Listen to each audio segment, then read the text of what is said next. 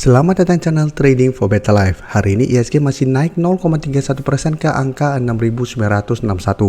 Dan di video ini saya coba menganalisa satu emiten yang pengendalinya saat ini masih masuk akumulasi saham ini pada saat secara pergerakan trennya masih bergerak sideways.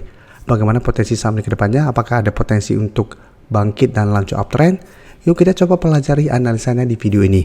Semoga analisa diberikan ini bisa bermanfaat dan membantu teman-teman dalam mengambil keputusan. Untuk teman-teman belum subscribe channel ini, bisa tekan tombol subscribe agar tidak ketinggalan informasi dan analisa saham terbaru yang akan di-upload setiap harinya. Saham pertama akan saya analisa adalah saham DILD.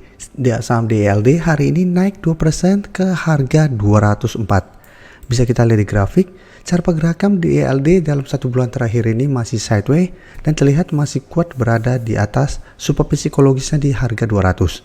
Bisa kita pantau, setiap kali mengatas harga 200, DILD masih bisa bertahan dari rebound. Tapi sebelumnya jika kita pantau berhasil rebound dari harga 200, DILD sempat naik di atas garis EMA 150, tapi mencoba untuk naik di atas garis EMA 50 ternyata masih gagal break dan saat ini malah turun kembali bawah garis EMA 150.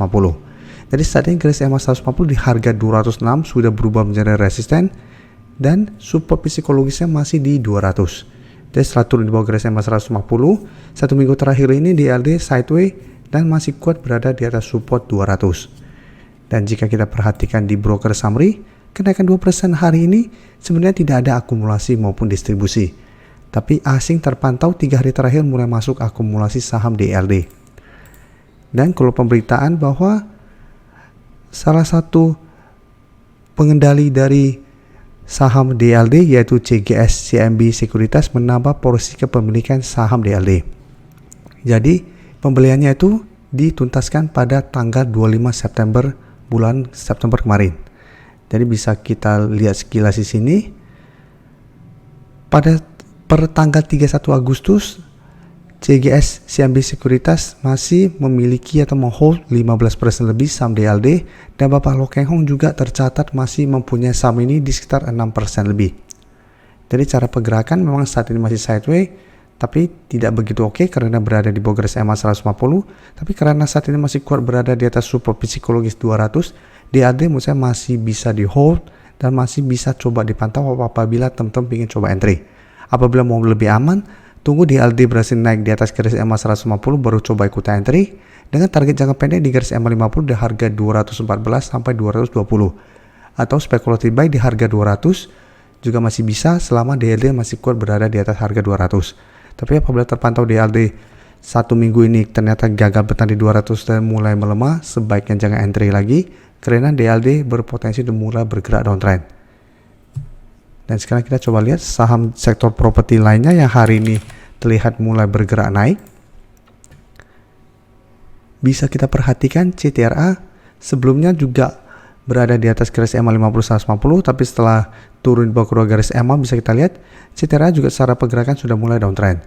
Tapi saat ini untuk CTRA bisa kita lihat mengetas harga 1000 yang merupakan support psikologis masih bisa bertahan dan hari ini kembali rebound naik 2% lebih dan sempat mengetas garis EMA 150 di harga 155.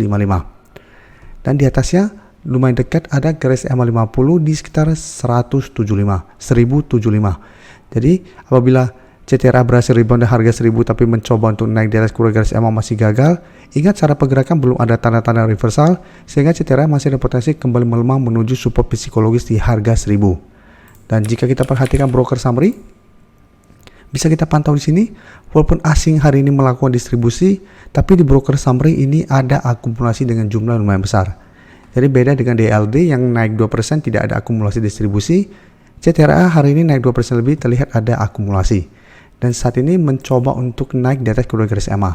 Jadi CTRA saya lihat minggu ini masih ada potensi untuk kembali naik, mengetas garis EMA 50 di sekitar harga 1075 sampai 1080. Tapi ingat apabila ternyata gagal break, CTRA masih ada potensi untuk melemah ke harga 1000. Selanjutnya saham BSDE juga bisa kita lihat hari ini naik 3% lebih ke harga 1055. Secara taktikal jika kita perhatikan pergerakan BSDE dengan CTRA hampir mirip. Saat ini dua-duanya sudah berada di bawah kedua garis EMA sehingga cara pergerakan sebenarnya sudah mulai downtrend. Tapi untuk BSDE belum sempat menyentuh support psikologisnya di harga 1000, baru di sekitar harga 1020 BSDE bisa bertahan dan saat ini juga mulai mencoba untuk bangkit dari downtrendnya. Dan untuk BSDE jika kita lihat saat ini ada sekitar harga 1060 merupakan resisten minor karena sebelumnya ini merupakan support dari BSDE, dan di atasnya ada garis EMA 150 di harga 1070 dan garis EMA 50 di harga 1090. Jadi untuk BSDE trading plan-nya hampir mirip dengan CTRA. Apabila teman-teman sudah punya saham BSDE di harga bawah di sekitar harga 1020, bisa hold terus selama harga 1000 karena ini masih berupa support psikologis. Selama masih kuat, BSDE masih ada potensi untuk bertanda rebound. Dan untuk take profit bisa pertimbangkan untuk take profit apabila BSDE saat ini masih belum berhasil naik di atas garis EMA 50 sampai harga 1100. Dan untuk BSDE bisa kita perhatikan kenaikan 3% lebihnya juga terlihat ada akumulasi asing yang sebelum distribusi hari ini juga terlihat masuk akumulasi. Jadi BSDE saya lihat masih ada potensi untuk lanjut naik mengatas garis EMA 50 sampai 1100. Selanjutnya SMRA, jika kita perhatikan cara pergerakan juga sama, rata-rata memang saat ini sektor properti mulai bergerak downtrend. Bisa kita lihat SMRA juga sudah berada di bawah kedua garis EMA. Bedanya garis EMA 50 SMRA sudah berpotongan dan mulai bergerak turun, sehingga cara pergerakan untuk teranjang menengah SMRA lebih kurang oke dibandingkan BSDE dan CTRA. Dan jika kita lihat garis EMA 50 saat ini tepat di 630 yang sebelumnya merupakan support dari saham SMRA, sehingga ini akan berubah menjadi resisten yang lumayan kuat untuk SMRA ke depannya. Sedangkan support bisa kita lihat untuk SMRA saat ini berada di 580. Jadi SMRA setelah menyetas harga 580 saat ini masih bisa bertahan dan sempat rebound, tapi bisa kita lihat mencoba untuk naik di atas 600, SMRA gagal break dan melemah kembali. Dan jika kita perhatikan untuk SMRA, kenaikan 1% lebih ini jika kita pantau ini malah ada distribusi, dan asing juga masih terus distribusi saham SMRA. Jadi beda dengan BSDE dan CTRA, kenaikan hari ini ada akumulasi dengan jumlah lumayan besar, asing yang sebelum distribusi mulai masuk.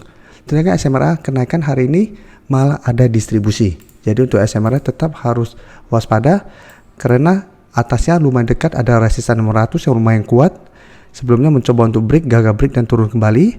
Dan saat ini jika teman-teman sudah punya saham SMRA di harga 580, pertimbangkan untuk take profit apabila ternyata minggu ini SMRA mencoba untuk naik di atas 600 masih gagal break. Apabila mencoba nembus 600 ternyata gagal, SMRA saya lihat masih ada potensi untuk menembus 580 dan lanjut turun menuju support yang lebih kuat di 550. Jadi masih ada potensi untuk lanjut downtrend untuk SMRA. Apalagi garis EMA 50 telah berpotongan dan melanjutkan penurunan. Jadi hati-hati, bisa saja hanya teknik rebound sementara setelah itu masih melanjutkan penurunan. Terima kasih telah menonton video ini. Like dan share video ini bila bermanfaat bagi teman-teman, dan support channel ini dengan cara tekan tombol subscribe agar channel ini bisa makin berkembang dan bisa membantu lebih banyak orang lagi. Terima kasih.